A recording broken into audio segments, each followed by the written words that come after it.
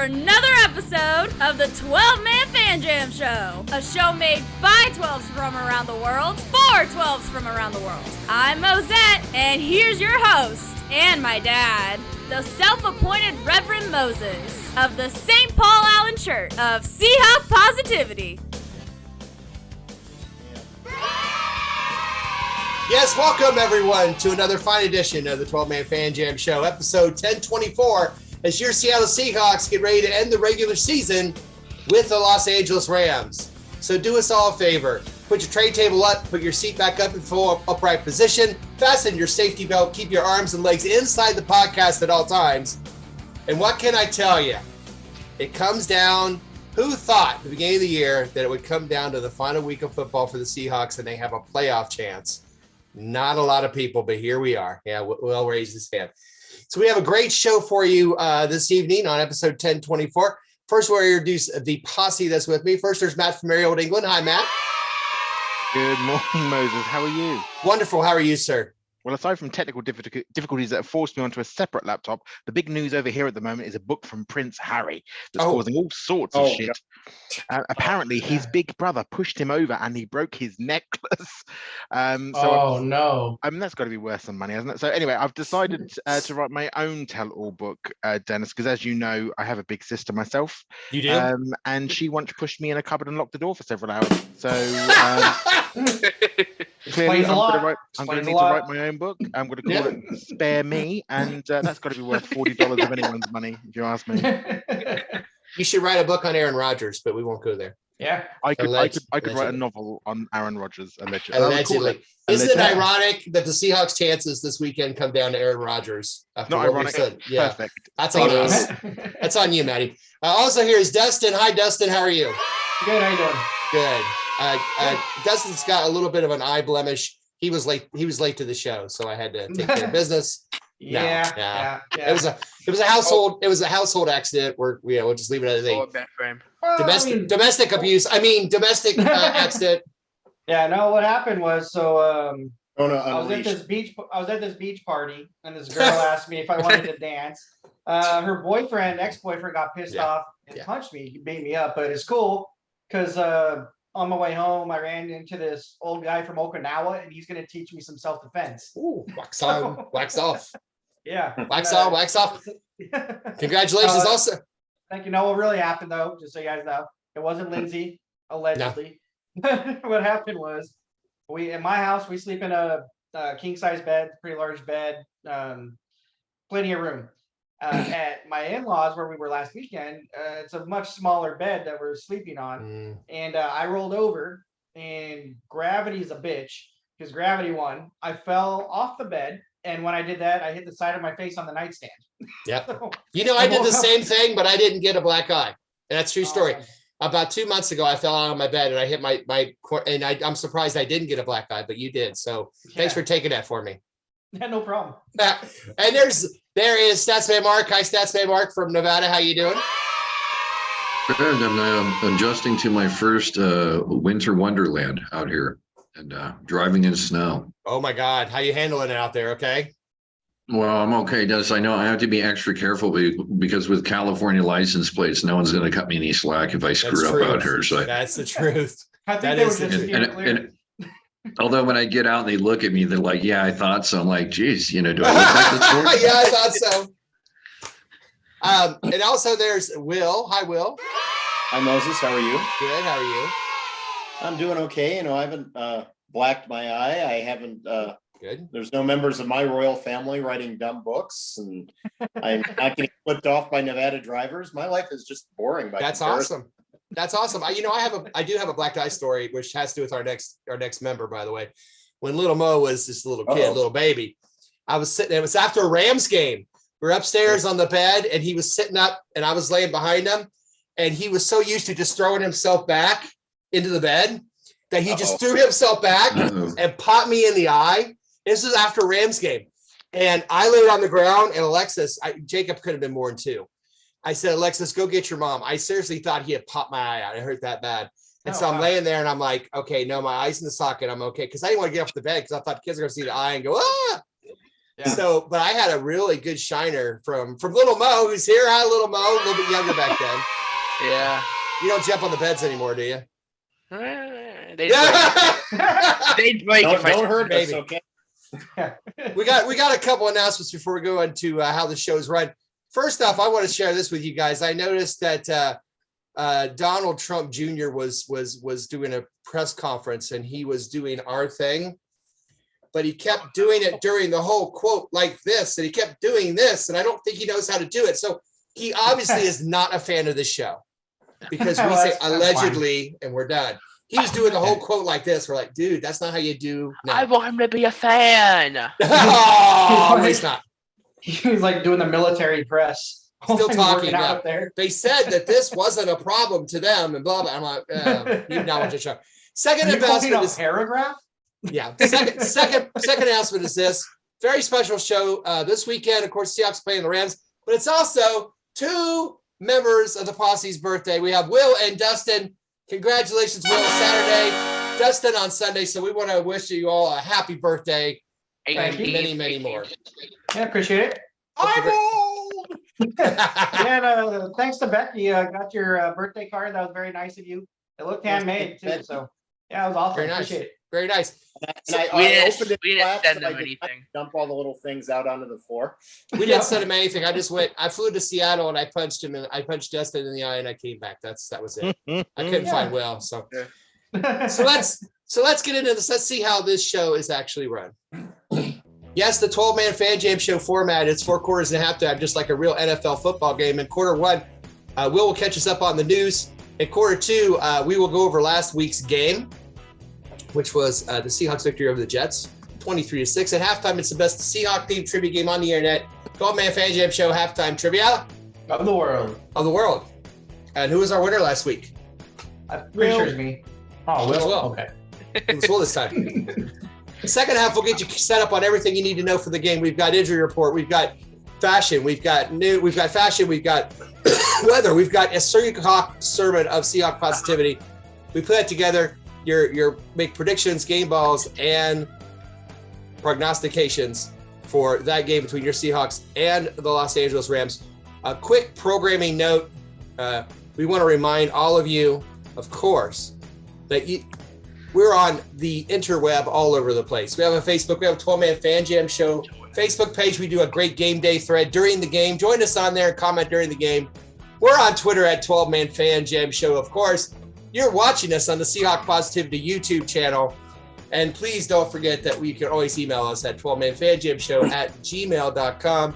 And just to remind you that the 12-man Fan Jam show is, and has always been, a Seahawk Positivity production. Now, a quick thing I'd like to share with you, some programming notes here for the rest of for those of you who have not been with us before. We're at the end of the season, the regular season, and the Seahawks have a chance to make the playoffs. So here's how the 12-man Fan Jam show will go from now until the Super Bowl. We will do a show after every game the Seahawks play. So if the Seahawks play the Rams and they make the playoffs, we'll do another show. And then if, however they go until they lose, we'll do a show after they lose. And then we'll stop until the Super Bowl. So if the Seahawks win and they don't make the playoffs, we'll do a show next week. And then we won't do our finale until after the Super Bowl. So be looking for that. We'll explain more of that during the rest of the time. But before we do that, just wanted to share that real quick. And now let's share the first quarter and news. Yes, 12-man Fan Jam show news report with Will Harrison. Will, you have kind of a serious topic this evening that we kind of want to talk about and share. Yeah, Moses. I mean, usually during the news segment, I try to find some lighthearted, fun stuff going on here. But let's be honest, this week the NFL world was only talking about one thing, and that was Damar Hamlin. Yes. You've all seen the clip. You've all seen, making what appeared to be a routine tackle of T. Higgins, stood up, took one step, keeled over. They had to give him CPR on the field. His heart stopped on the field. Game was postponed and has since been canceled. He went to the hospital, and I think we were all just scared to death of what was going to happen to this young man. And the last couple of days though, his recovery has been nothing short of remarkable.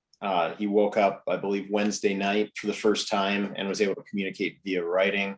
And then last night and this morning, he had been intubated and they took the tube out and he's been able to speak and has been FaceTiming his family and his teammates. And it's amazing he's come as far as he has. Yeah. And it is really a testament to the everyone who treated him at the stadium, both the Bengals staff and the Bills staff, because if they hadn't done such an amazing job, he probably would have died right there on that field. Yeah. So, just hoping for continued recovery. If he ever gets to play again, that's a bonus. But right now, just hoping that he can recover and have good quality of life. And I'm just so thankful that he's been doing so well. Absolutely. He has a GoFundMe, as I'm sure most of you know, and it's the Chasing M's Foundation Community Toy Drive. And starting Monday night, even before the game was officially called, people started to donate to that toy drive, just trying to help in any way they can. As of this evening, his GoFundMe has raised $8,091,420. Awesome. Just awesome. And that's from over 237,000 different donors. Mm-hmm. So, there are some good people out there. There are. It was a scary moment. We all became, we stopped being Bengals fans and Seahawk fans, and we just became, concerned humans when that happened. It was quite a jolt. Little Mo and I were watching the game at the time, and it was quite an emotional moment for both of us. And Little Mo said the longer they don't say anything, the worse you feel, because, they're always quick to say, he's okay, he's all right, and they just never did. And that was always a scary moment. Maddie, what are your thoughts on this? That sudden coronary heart attack moment for sports athletes and elite sports athletes is not new, but it's always shocking whenever it happens. Mm-hmm. Obviously, Chuck Hughes back in 1971, Detroit's Lions wide receiver, died of a heart attack on the field pre-game from a sudden coronary. It reminds us all of the risks that these young men put on the line every time they mm-hmm. suit up and every time they walk onto a field. Yeah. I think we have to recognize the speed of the medical practitioners who managed to get out there to do CPR to keep him, get him back with us and get him transferred to hospital for his continuing health. It's such a. I didn't watch the game. It was on late here, and I was already going. It wasn't our game, so it wasn't the game that I was going to be put up to wait to watch. But I saw the highlights afterwards. I think the NFL. It's difficult for the NFL because they're always damned if they do and they're damned if they don't, because half of them has to obviously acknowledge what's occurred, but the other half of them this late in the season, these games can impact everything else the NFL is standing for. So it's difficult for them. I think actually for once, and I'm normally very critical of the NFL, but for once the NFL kind of got this right for a change. Yeah. It waited. It didn't just come out with an immediate statement that says the game would be replayed as soon as possible or any of that nonsense. It waited to find out what was going on. It liaised with family. It liaised with teams. I think all of the teams that decided to change their profile pictures, all of them, as you rightly said, Dennis, it doesn't matter what jersey we wear. We are all part of one big sporting NFL family, whether we like it or not. And some of our family we like more than others, but we are nevertheless still part of one big NFL family. And I think the NFL got it right. I think they've laid out quite clearly what the effects of this will be on the league. But there's nothing you can do apart from watch the scenes on social media where I saw them and just your heart drops through your feet because you just think there's nothing. You're completely powerless. All the players are completely powerless, and you're just relying on those incredible medical staff to get out there and do what they did so incredibly well. So I donated to his drive. I'm one of those donors over there, and I encourage anyone and everyone to do so. I think it's a great idea. Good. Little Mo, I know you and I kind of went through that together watching the game, and it was it's quite disheartening. It was quite shocking to both of us. We were just hoping for some good news that just never came that night.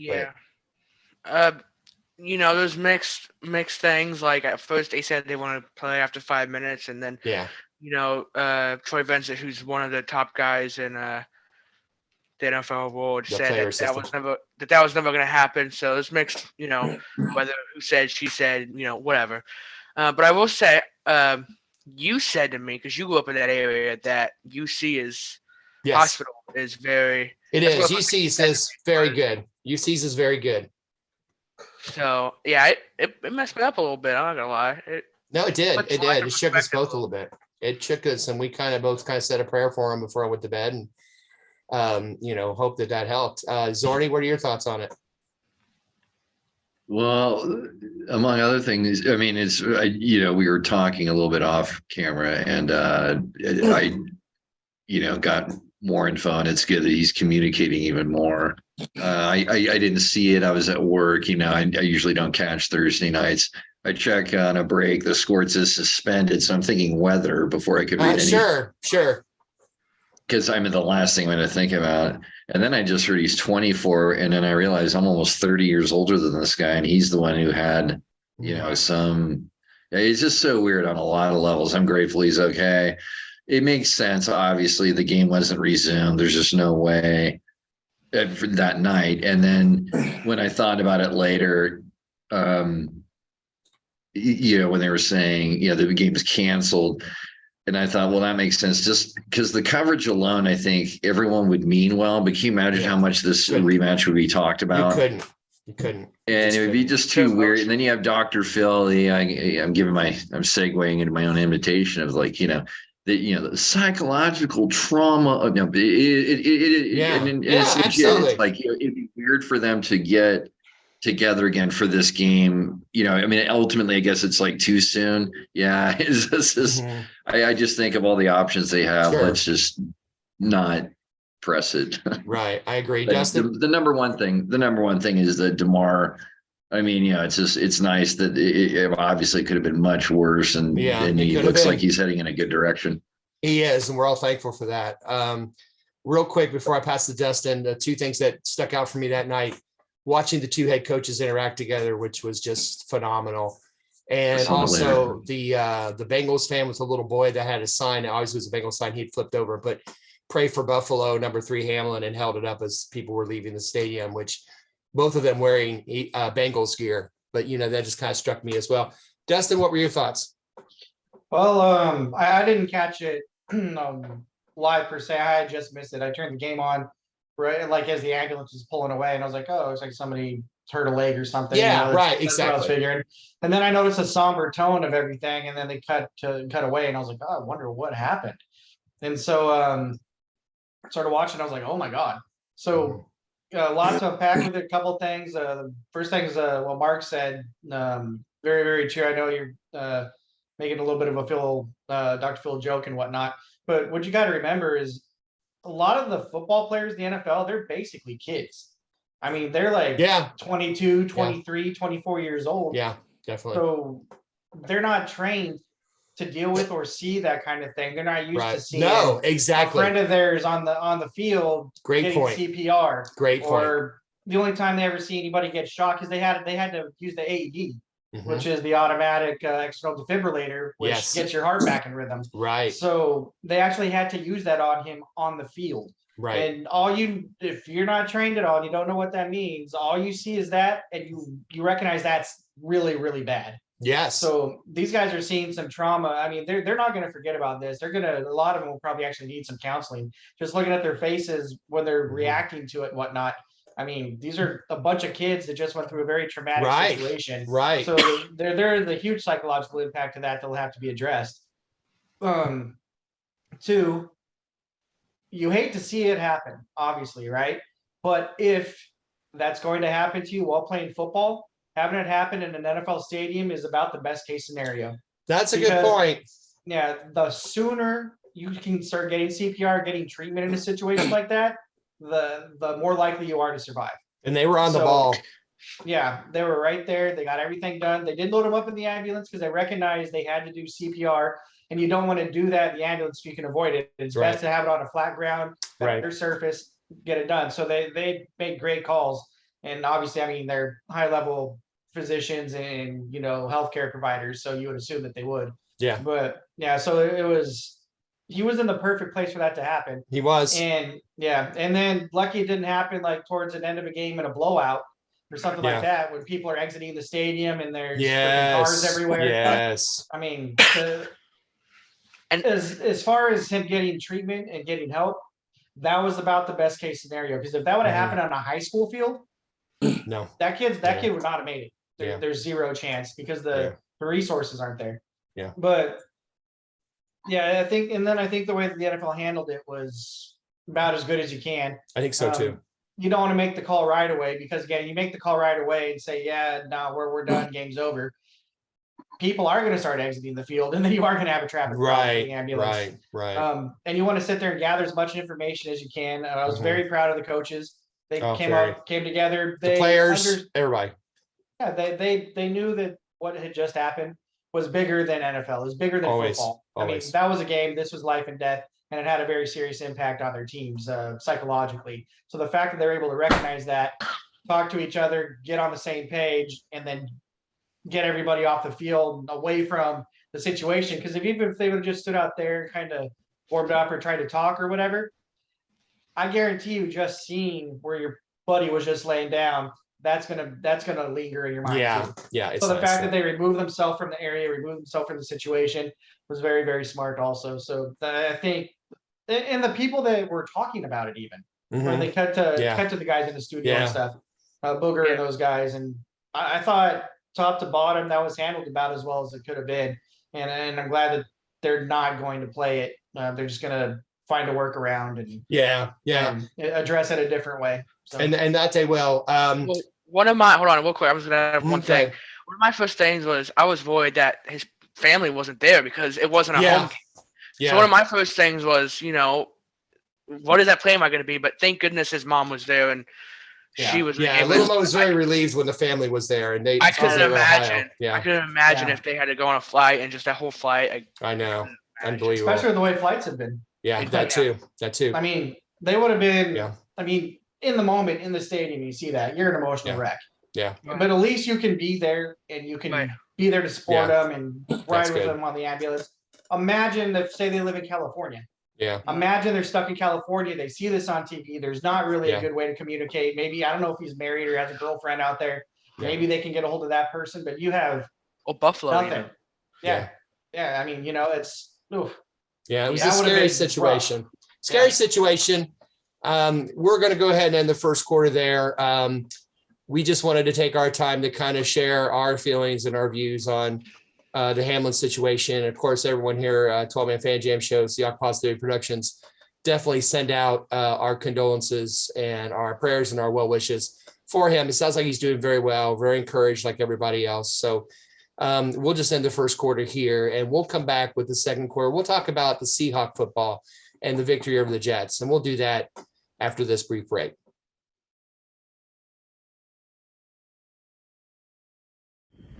Hey, this is Matt from merry old England, and you're watching the 12th Man Fan Jam Show. No, I don't know why either. Perhaps it was a misclick. YouTube algorithm? I don't know.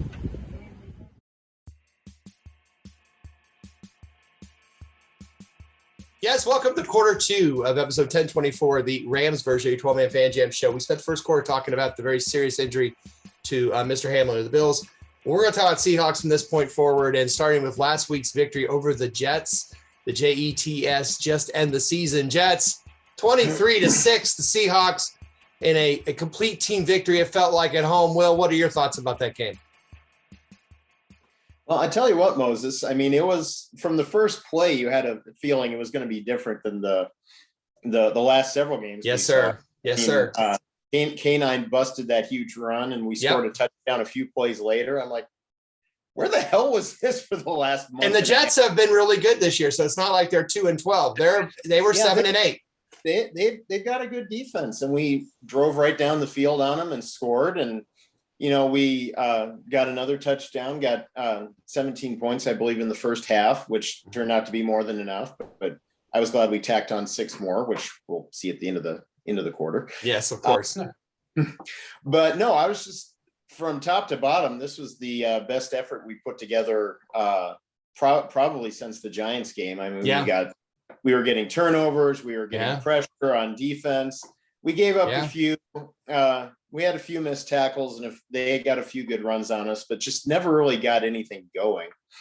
And our offense, I don't want to say they sputtered in the second half. They didn't score as much as you would have thought given the start they got off to, but they did enough. They did enough to more than enough to win.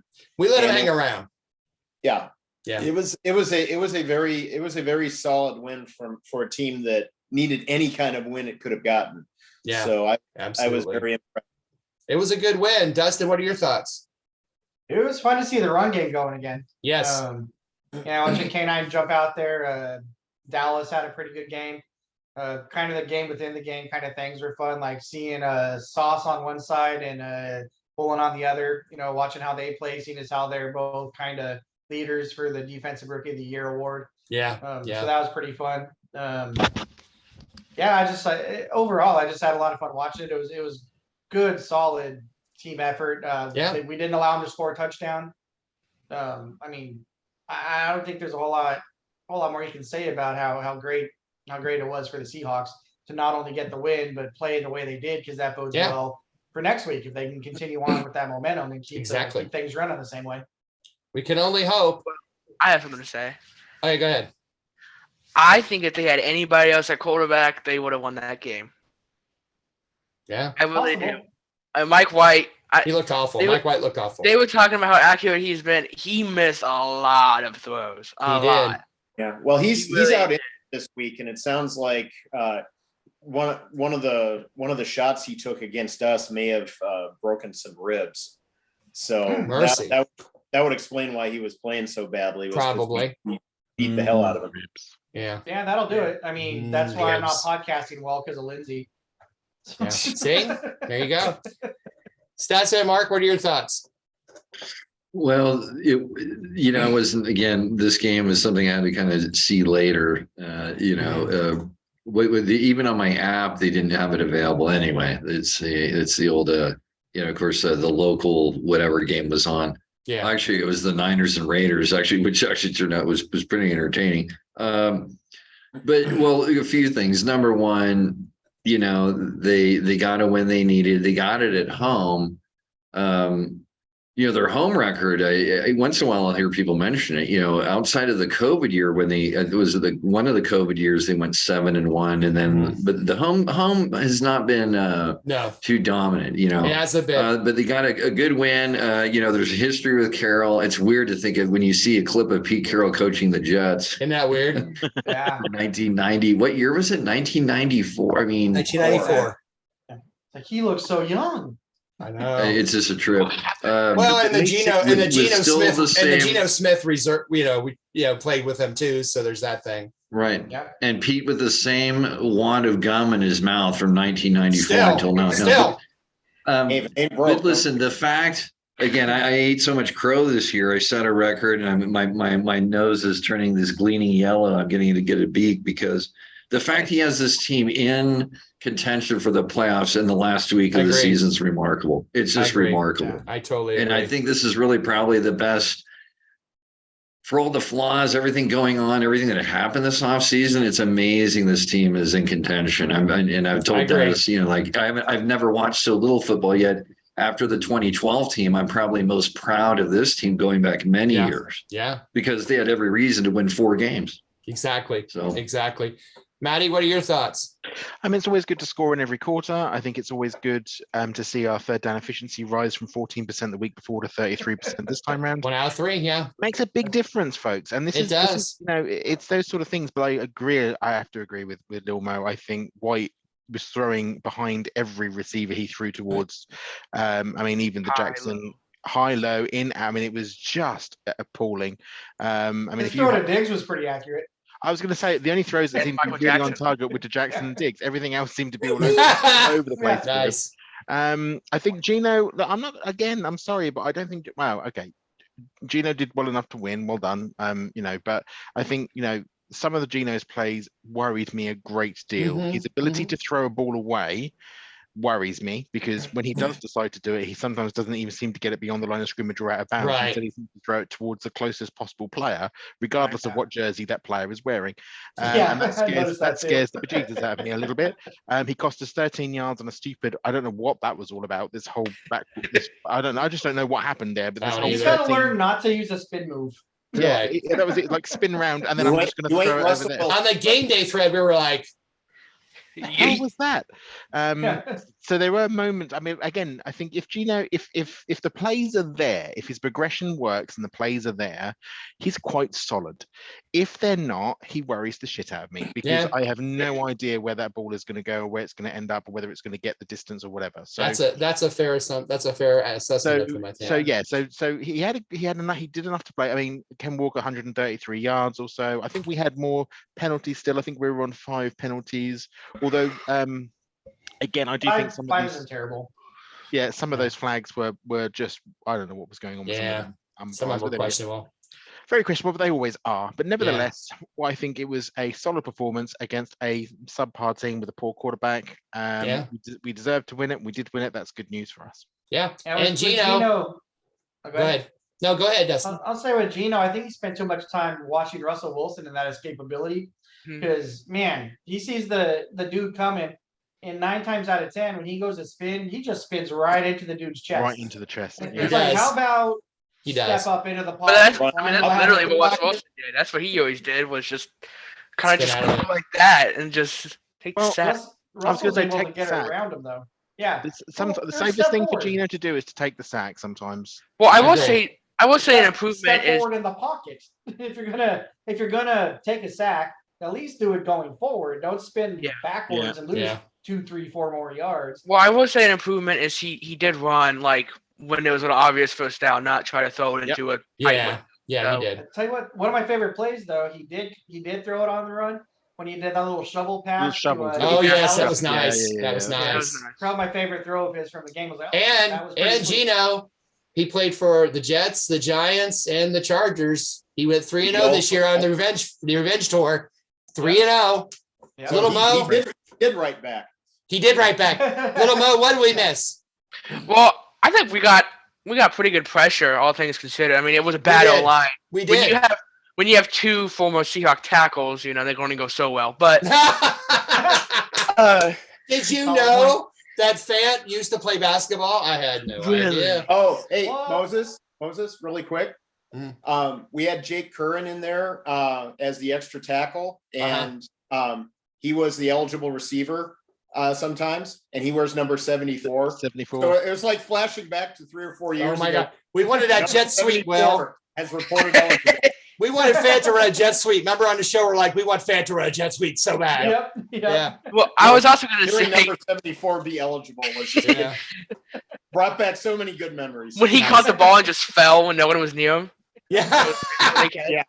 Yeah. But I was going to say, Dale Taylor has had a very underrated season. Now, rushing the passer wise, he cannot stop the run, but rushing the passer wise, he's been very, very. He had 2.5 sacks in this game, I believe. Yeah, he definitely stepped up of late.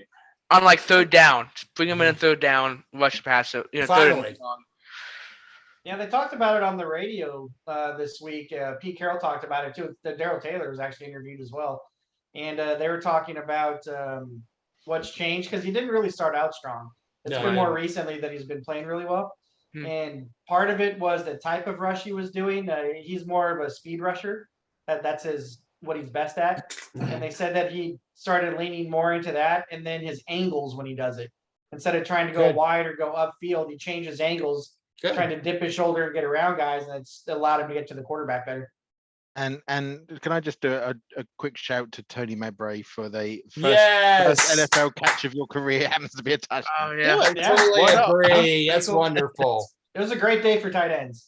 That's what I was going to say is when in the first drive, I knew if we had tight ends on that drive, I knew it would be a good day because tight ends were involved. Exactly. That's what Matt says. That's why always. Speaking I have been extolling the virtues of tight ends for many, many years. You have something that has tightened is our score in the Posse Prediction Challenge. So let's go there and see how we did on our predictions for this game. Yes, 2-minute warning. Let's see how we did on Posse Prediction Challenge in this game.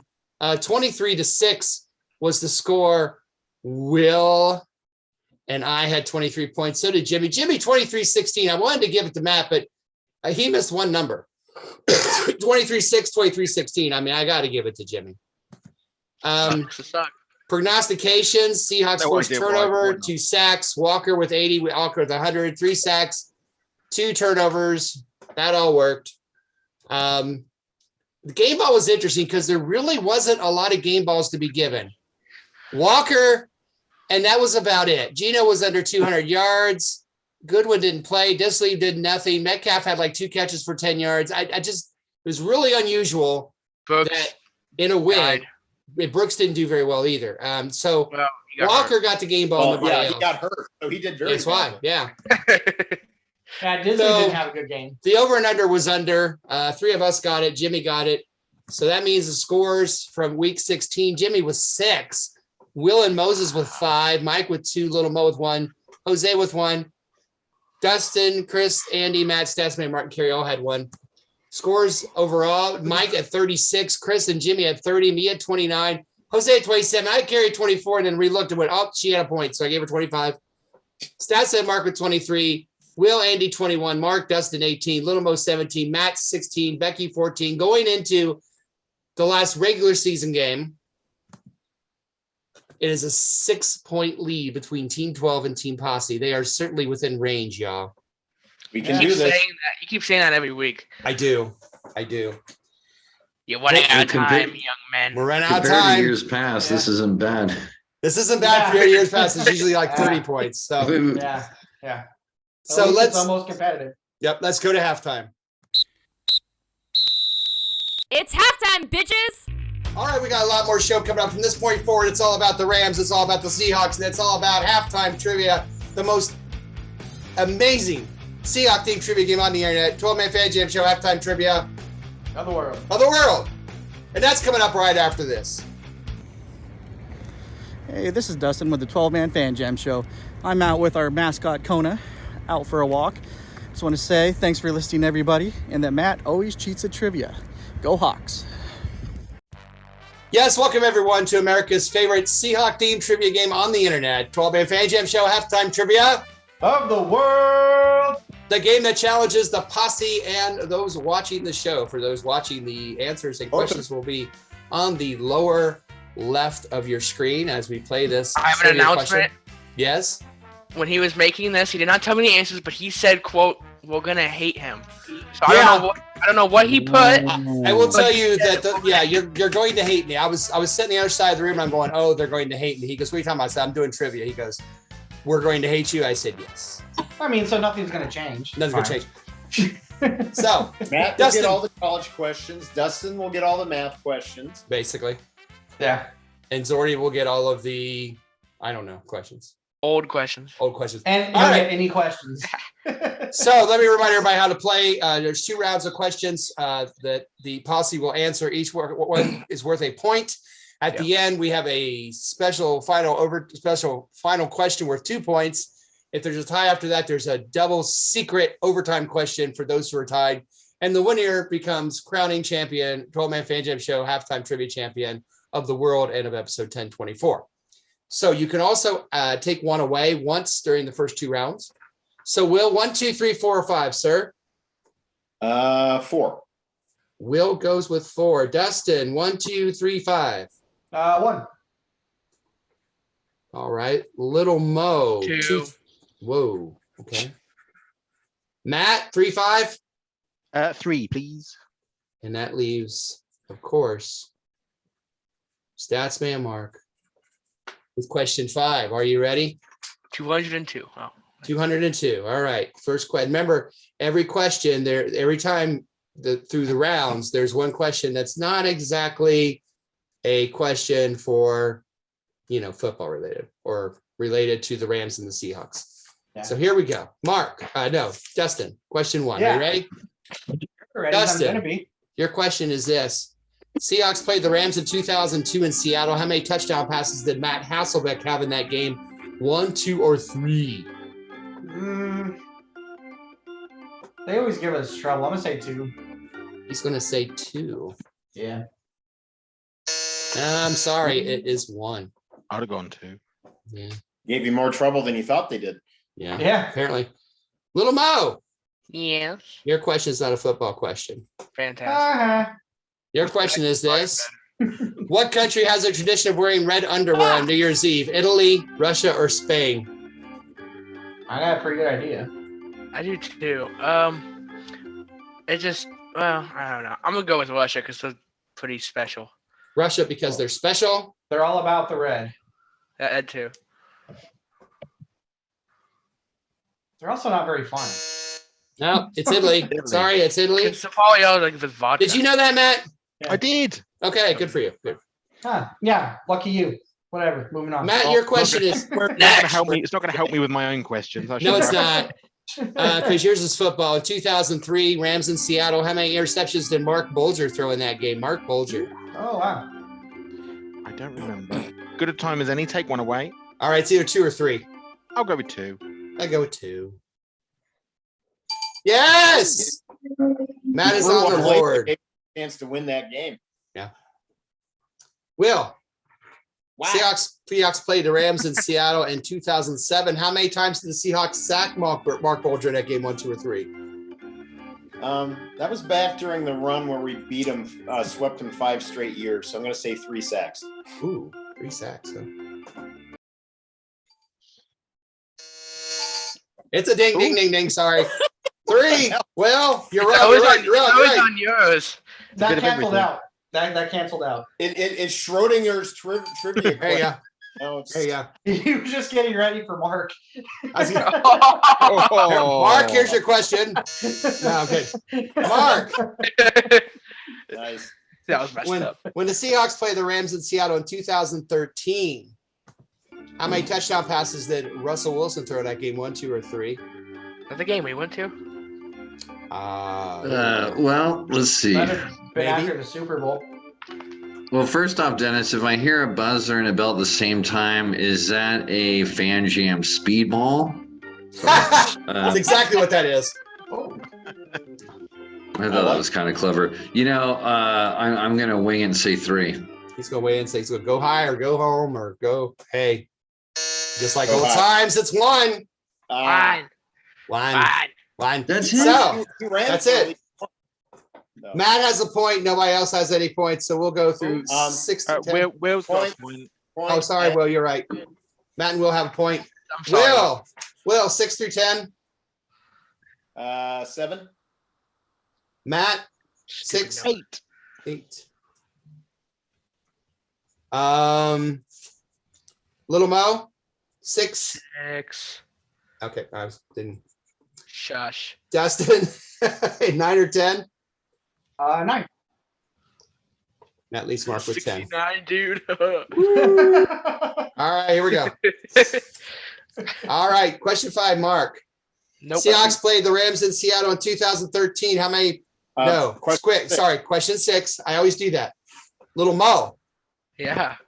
You got it again. What country smashes plates and other old dishes to ward off bad spirits during the new year? Take Denmark, one away. Finland, or I'm going to take Norway away. It's either Denmark or Finland that smash old dishes to ward off bad spirits during the new year. Matt, you know this one? I may do. I may do. Oh, God. I don't think that's a word.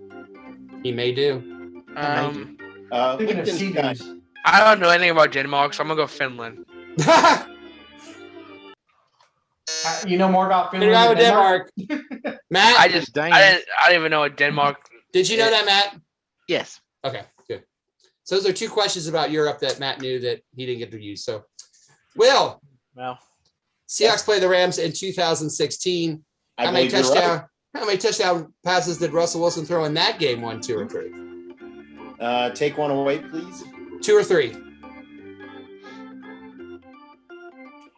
That was the Thursday night game. That was the Color Rush game. That was the game where John Ryan Bacon nearly got his ass killed. Oh yeah, I remember that.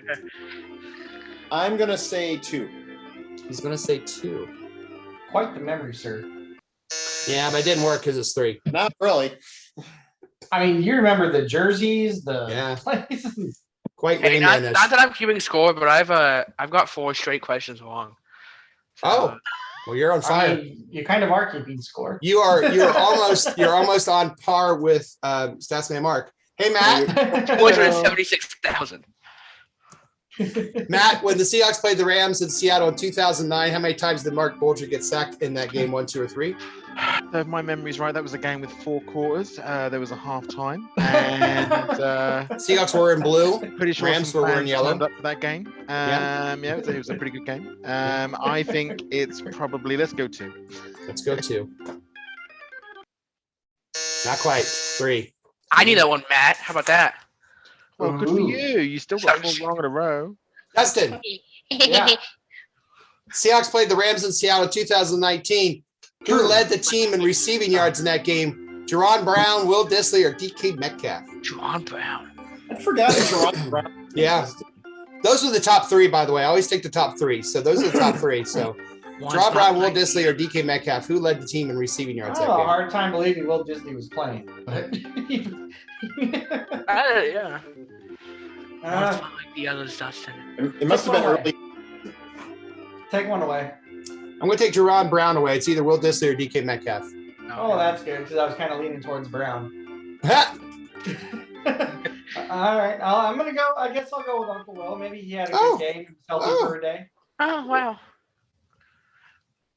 Yes! Nice. Uncle Will, that was that game. I think he blew up. That was the start of the year. Remember, we didn't know who he was, and he had that great start. Then like tore his Achilles or. Yeah, right. Mark. He's had like a ACL or patellar tendon injury. I can't remember. Yeah, he's had a few. Ironic that Mark gets this one because it's back in 1991, Matt. Assessment, Mark. How many times did Jim Everett throw that game? How many interceptions did Jim Everett throw? Interceptions did? Yeah. Didn't he go by Chris? Chrissy Everett, yeah. You can ask Jim Rome about that. Wow. He threw more interceptions than I spent days sober in 1991. I'm going to go 3, Dennis. That's interesting. Wow. That's very interesting. That So was a Pro Bowl drinking error. yeah. So you went 3. Nah, same old song and dance. It's 2. So here's what we got. What do you expect from a guy named Chris? Chrissy. So here's what we got. We got a point for Matt, a point for Will, and a point for Dustin. Hells yeah. And Little Mo and Mark don't have a point. But do not cry, do not fret, do not pout, because it's I'm time telling you why. for the final question. It's time for the final question. Yeah. All right. Final question worth 2 points. This one's interesting. It's a number, but guess what? What? It's a year. So I hate my life. Oh, that's interesting. it's a I year. The haven't closest to been the year alive. without going over. We'll get this. I haven't been alive. The order goes Mark, Little Mo, Dustin, Matt, and Will. And here is the question. Not before 2005. This is where you're all going to hate me. Okay. In what year did New Year's Day become an American federal holiday? What year did New Year's Day become a federal holiday? Mark, give me a year. Matt's gonna get this one. I will laugh if Matt gets this one. I'd be awesome if you did. New Year's. Wow, that's a great question, huh? You pull me around, wouldn't you? Let's Didn't see. you vote on that? Actually, there. You know what? You're right. I'm just old enough. Would it be before or? Yeah, I think. Let's see. I'm gonna say 19. Let's see. When would they do that? When would they say I'm too loaded? To keep the show Why don't we go moving. 1940? Let's go 1946. 1946, Little Mo. Well, I'm gonna go like a long time before that. Okay. You can do that. Just because it's my favorite number, I'm gonna go 1869, baby. 1869, dude. Dustin. Blaze it. Sorry. I don't feel like that would have been a national holiday like so early. I feel like it would have been after World War II sometime and maybe in like the 60s. So I'll say like 1965. 1965, Matt. Yeah. 1869, 1946, 1965. These are completely blind guesses too. 1910. 1910, Will. You want to recap? 1. Yep. Okay, 1869, 1. 380. 1910, 1946, 1965. 44 BC. No. Phew. Good questions. I just watched Back to the Future. I'll go 1955. 1955. Okay. Hey, well, I just want to say something real quick. I've never watched any of those movies. Okay. Good. What's wrong with you? You're no longer on the podcast. Go away. My dad In what failed me. year I know. did New Year's Day become American federal holiday? The 69. year 1885. Little Mo, What? Wow. you are Wow. this champion for the 12-Man Fan Jam Show. Yeah. Time trivia. I Congratulations. chose the wrong Back to the Future movie. I should have done Back to the Future Part 3. Three. You Yes, you should should have have, done 3. You did not. 1885. That was a good guess, Little Mo. Everybody else was Thanks. a few decades off, but that's all right. Will, Little Mo, you were 0 for 4, but you came out a champion. Just goes to show you can't give up, right? Can't win in the Something like first that, quarter. You what, Dustin? Can you win trivia in the first quarter? No. No. Can you win trivia in the second quarter? No. Oh. No, because we don't play it until halftime. Yes. Yeah! Matt's right. And that being said, this was another heart-pounding, stomach-churning, head-splitting edition of your 12-Man Fan Jam Show halftime trivia. Another world. We'll be back with the third quarter. We got predictions, we got injury reports, we got sermons of Seahawk positivity, all about that game between the Seahawks and the Rams, and that's all coming up right after this. You are watching the 12-Man Fan Jam Show, a Seahawk Positivity production. Holy shit, it's the third quarter! Hey, welcome back to the second half of the 12-Man Fan Jam Show, episode 1024, the Rams edition, the final regular season game for the Seahawks. We certainly hope playoffs are going to happen, but we don't know for sure until after the Seahawks, if they win, and Detroit and the Packers play that night. But we'll see. Wig. Yeah, well, whatever. Anyway, Philadelphia at 45 miles per hour. The Seahawks will play the Rams in Seattle Sunday. I believe it's 4:25. Am I right? Sunday. All right. Is it 4:25 or 4:05? I think it's 4:25, isn't it? 25. Yeah. 4:25. Both networks have double headers, so Yeah. it's 4:25. 1:25 on the West Coast and Matt and Mary Old England. 9:25 p.m. Okay. So we want to get you ready for that game between the Rams and the Seahawks. In order to do that, we first go to Dr. Dustin with the 12-Man Fan Jam Show injury report. Dr. Dustin, tell us the news. All right, we are starting off with the Los Angeles Rams of St. Louis. All right. So yeah, they have only 4 people out. They don't have anybody designated as doubtful or questionable or anything like that. Okay. None of those terms. So 3 of the people that are out there are starters. Good. One is Aaron Donald. No, he's been out. He hasn't been Yeah. playing much. I don't even know why they didn't just bother putting him on the IR. If I'm I don't either. It's weird. But poor Aaron Donald's ankle hurts. The other 2 are current starters, center Brian Allen and Nick Scott, who's one of their safeties. So Allen has a calf injury he's dealing with. He's not playing. They're starting center. And then Scott has a shoulder injury. He got a stinger, it sounded like in practice. So, yeah, so he's not able to play. Yeah. Wow. And then the other guy that's out is Ben Skowronek. Skowronek, yeah. Receiver. Wide receiver. Yep. So he's out. He's not playing. That's good because he's kind of good. Yeah, they kind of have a relatively small injury list there as far as this week. Overall, obviously not. So Matt Stafford's still not playing. Cooper Kupp. Cooper Kupp's still not playing. Just throwing that out there. Now I'll over to the Seahawks. We have Travis Homer's being doubtful. He's still dealing with that high ankle sprain. And then we have a few players that are questionable. Phil Haynes has an ankle injury. Tyler Lockett has a bruise on his shin, but Tyler is very confident that he's going to play. That's good. I will say real quick, they did say it was the same leg that I remember his rookie year when he broke it. So they did say it's the same. I don't know if that is, but they did say it was the same leg there. if it's just a bruise, it won't matter. To be honest, it's just sore. And if I remember right, I think they rotted his tibia, if I remember right. Yeah, he had I think a compound they did. fracture. They did. He had a compound fracture, right? Yeah, so they did. Yeah, so they would have rotted it. So that he's fine. It's just a bruise. Yeah. Damian Lewis has an ankle injury he's dealing with. He's questionable. And then Quentin Jefferson is also questionable because of an illness, not an injury. But something of note that happened in last week's game is that Jordan Brooks tore his ACL. Yep. And he is out Yep. for the season, obviously. And longer than that, I wouldn't be surprised if he starts next season on the IR. Just because he injured himself so late in the season. Yeah. It's going to be hard for him to get He'll back. probably time next year. Yeah.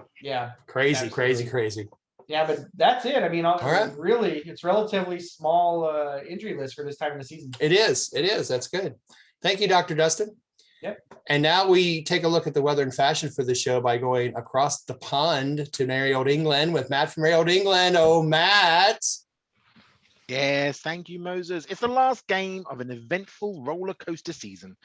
Good defense, bad defense, good Geno, crap Geno. Every game has been Groundhog Day almost. I decided.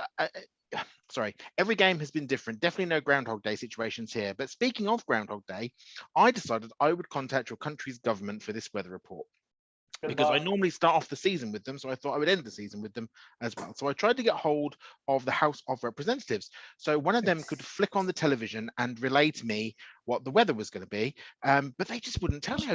I couldn't get through. I just kept getting this engaged tone for days and days. But then when they did answer, a really anxious-sounding Clark screamed, "McCarthy or Jeffries?" Help! Present.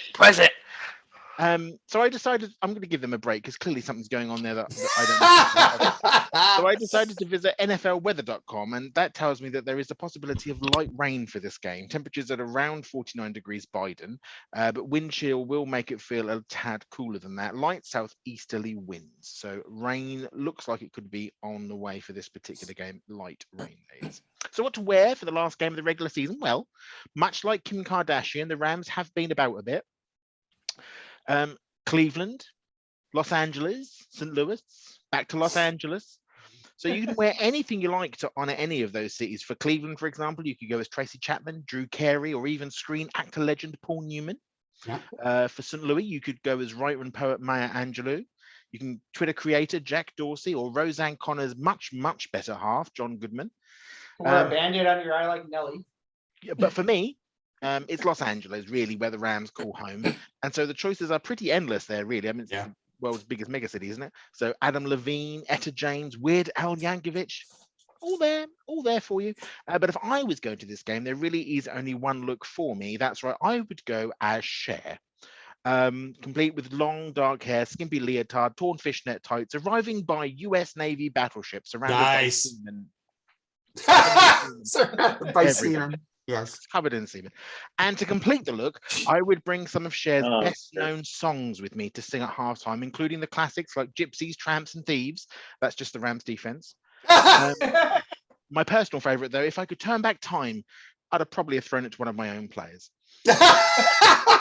Whatever you go dressed in, remember it is the last game of the season, so throw a Hawks jersey over all of that, and it should be good to go. With all that being said, it looks like it's going to be perfect Seahawks weather. So Moses, it's back over to you. Awesome, thank you, Matt from Mario Dinga. If I could turn back town.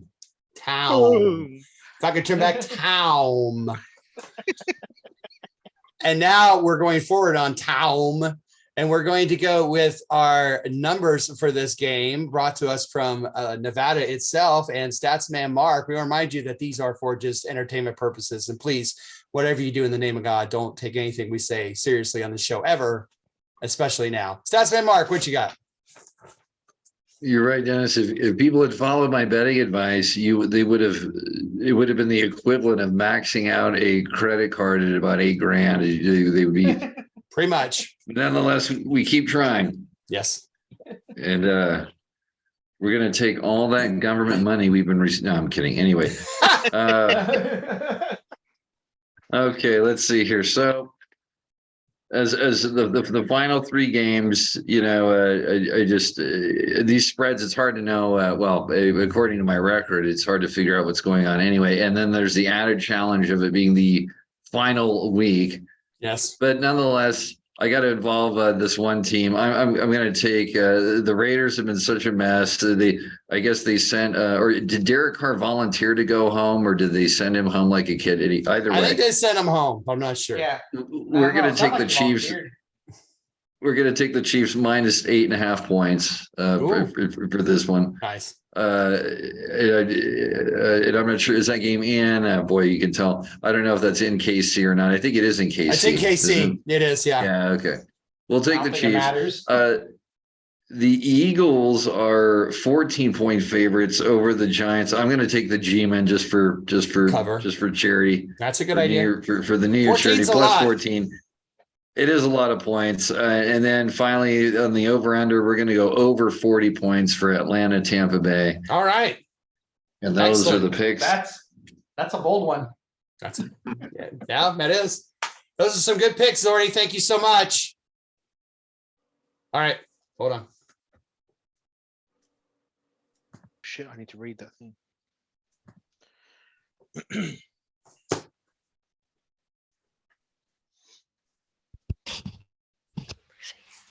Abby. Yeah. So they're doing happy stuff. Yep. Good girl. Who's your great girl? No, not you. Oh, cat. That's about to change him. Abby and April. I got money on April biting him. Oh, no. My cat would have totally bit me. Oh yeah. He'll rub his head against you, and you'll pet him, and then he'll lick you, and then he'll just chomp. Yeah, he'll do that sometimes. He'll lure you into like a false sense of security and then attack. She just needs to go outside, but I told her to wait until after the show. Oh, ever. She getting old. She having trouble going up and down stairs. Yeah. Oh, you. Me too. Yeah. Your day will come good enough. company. Yep. Okay, I'm back. Are you back? Are you ready? Yeah, I'm ready. Back in black. Well, I've lost me words. Hold on. I'm not ready. Right, prepare yourselves. Here it comes. Uranus. And now, please be upstanding and welcome our own Reverend Moses from the St. Paul Allen Church of Seahawk Positivity for his sermon for this upcoming game. Oh, Reverend.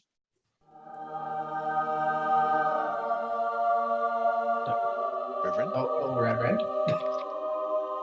Yes, it is I, the Reverend Moses of St. Paul Allen Church, Seahawk Positivity. How's everyone doing this evening? Doing well, thank you, Reverend. How are you? I've gone a bit shaggy, but I'm okay. It's good to see you all. I get a brush through that hair, really. Yes, well, I'm letting it grow out during the break, so it's one of those things. So good to see you all. This past game of the regular season, it's the last game of our regular season, and of course we're facing our old enemies, the Rams, and then we have to sit and watch Aaron Rodgers in the spotlight, and Matt knows what Aaron thinks of the spotlight. He loves the spotlight, does he not? Allegedly. So we're reading this book, Seahawk Positivity here. We're going to read from chapter 17, verses 7 to 12. If I can see it through my hair, I tell you, that it's wreaked havoc all day. As the season has gone along, it's got steadily worse, Reverend. It has. It must be very humid there. It is. So as we approach the promised land, we were met by those lambs from the land of entertainers. But we did rise up in the name of Seahawk Positivity and send those lambs back home defeated. And then we did wait, and those lions from the land of cars did rise up and send those packing up and leaving the season. And there was much rejoicing, my friends. This is the word of Seahawk Positivity. Do you believe in the power of Seahawk Positivity? Let's hear an amen, nice and loud. Amen. Yes, if you believe in the power to give our defense the ability to ram the other team into the ground, let's hear it amen, nice and loud. I'm in. Oh man. Yes, and if you believe power to give our offense the ability to score more than Sean McVay at a MILFs of the NFL convention. Let's hear it. I'm in, nice and loud. Man. He's I don't in. know about We that know one. he'd be in all the time. Yes, it's power, my brother. We are loud and proud. The only ramming done on Seattle Sunday is the ramming of the team from Los Angeles into the turf at Lumen Field. This has been your self-appointed Reverend Moses of the St. Paul Island Church Seahawk Positivity. Go forth, my brother. Go forth and spread the good word of Seahawk Positivity. Praise Walter Jones. Praise Sargent. Praise Cortez Kennedy. Praise Kenny Easley. And now we're going to go and make predictions for us game between the Seahawks and the Rams. And that's coming up right after this. You are watching the 12-Man Fan Jam Show, a Seahawk Positivity production. It's the fourth quarter, bitches. All right, welcome to the fourth and final quarter, episode 1024, our last regular season show. And as I mentioned, we will be going on this show until the week after the Seahawks' last game, be it playoffs, be it regular season, and then we'll stop at the Super Bowl unless we get to the Super Bowl. And we win. And we win, and we'll celebrate. And then it's going to do a whole show, screw up the sound, have to redo all the dubbing, all that good stuff. What he's talking about is if you go to Seahawk Positivity YouTube channel, you go back to our first season when we went to Super Bowl 2014, I had to redo that whole show, and you can tell when you listen to it. I'm not very happy. Yeah, but tell me, Matt, what do you think? What do yeah, you think, I know, Dustin? and I'm just like, I was so pissed off. But that being said, Hey, I'm gonna say it right now. If we win the Super Bowl, I will streak naked down our street. Okay, you do that. No need to put that on the podcast. it's on video, y'all. All right. I'm an Eagles fan. I'm crazy.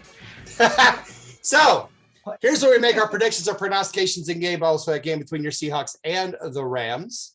425 on the East Coast, 125 on the West Coast, 925 Merry Old England. And we'll start with the predictions from Team 12.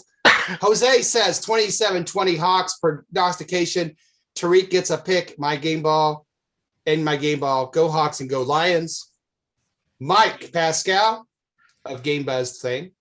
Rams were tenderized and marinated in crapple oil, but they always play us close and will fight to go out with a win. No Walker, so it's on the G-Man. Walker's playing, isn't he? Yeah. All right, no matter. Oh. Seahawks 24, Lambs 23. Game ball, if I can play Gino. So now he can't go with DK on that. And I don't see his prognostication, but I'll look it up. He probably has one. Mark Ty Turner, I'm not happy with the leak. Chose TV ratings over fair play with the Sunday Night Football game. All the playoffs games are going to be delayed a week to accommodate the Bills-Bengals game. It's too important for the playoff standings to cancel the game. This will just be a championship game. Will be on the same weekend as the Pro Bowl activities. Hawks 31, Rams 13. Game ball to fan. We won't make the playoffs. His prognostications, we will not make the playoffs.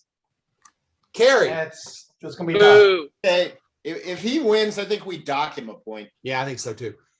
Seahawks 28, Lambs 20. DK has our first touchdown. Her prognostication, Woolen with her game ball.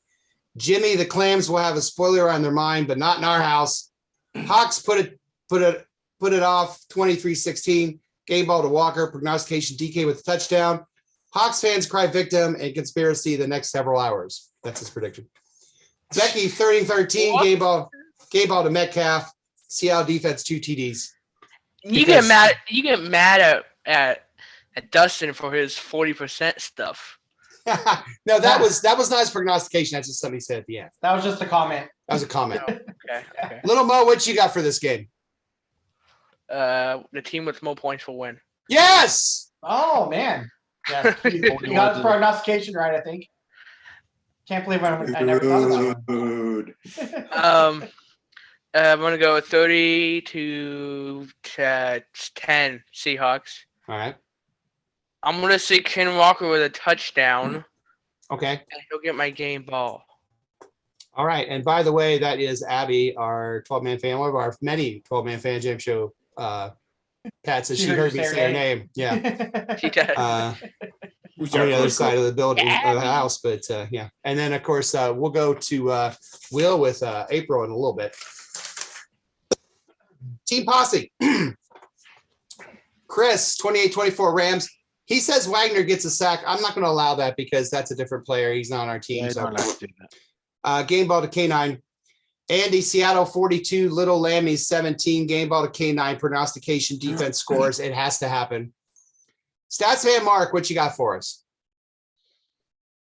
Well, let's see here. As a final finale, we got it, or I got it, and together we all got it. 31-16 Seattle. Just don't give it to anyone else. All right, 31-16. Don't share. Yeah. We're going to go 2 interceptions for the defense. Ooh. And I'm going to give the game ball to the lead dog going shirtless in, where was that? They went shirtless in, where did we just play? Where it was? KC. Yes. So I'm going to go Metcalf with All my, right. Nice. Dustin, what you got for us? Out for us. Sorry. Yeah.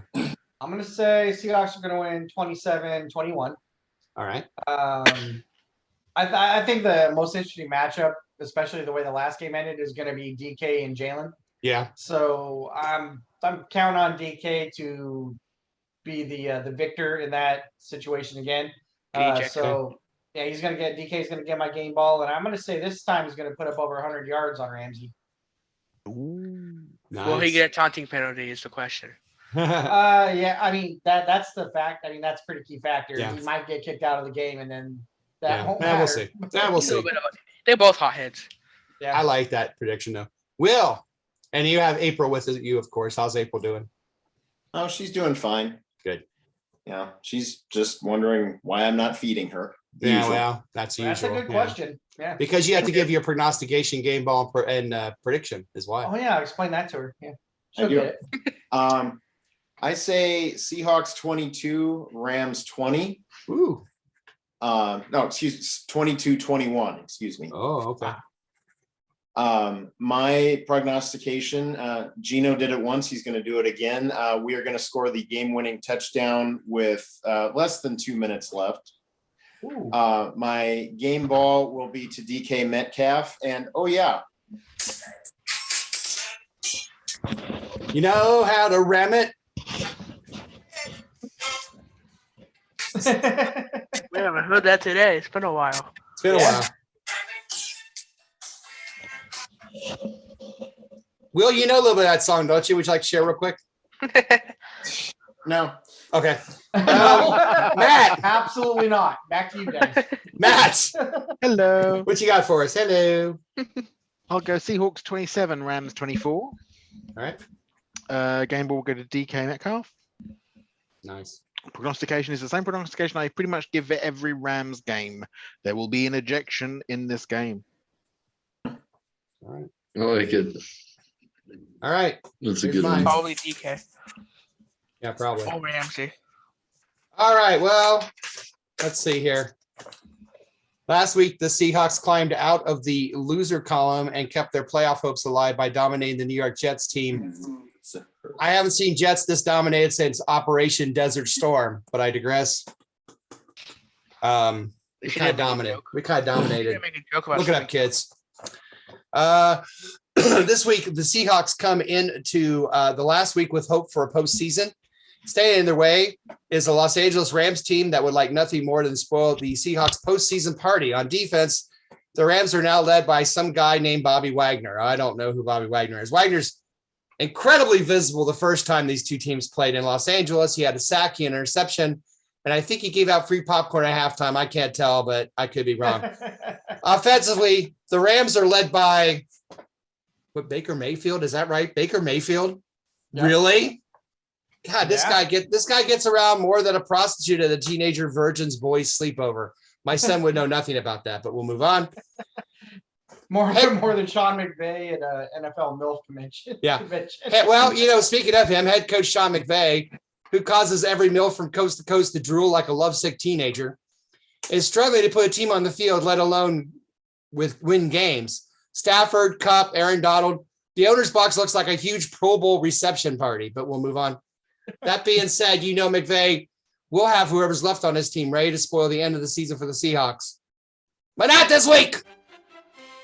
Watches my game ball, DK Metcalf. Yeah, we all picked Metcalf. Who cares? Catches 2 2 touchdowns. My prognostication, Rams, you might like to ram it, but there'll be no Rams ramming anything except clothes into their gym bags to go home after another disappointing loss to end their season. As the Seahawks win by a score of Seattle Seahawks 27, Los Angeles Rams 20. Okay.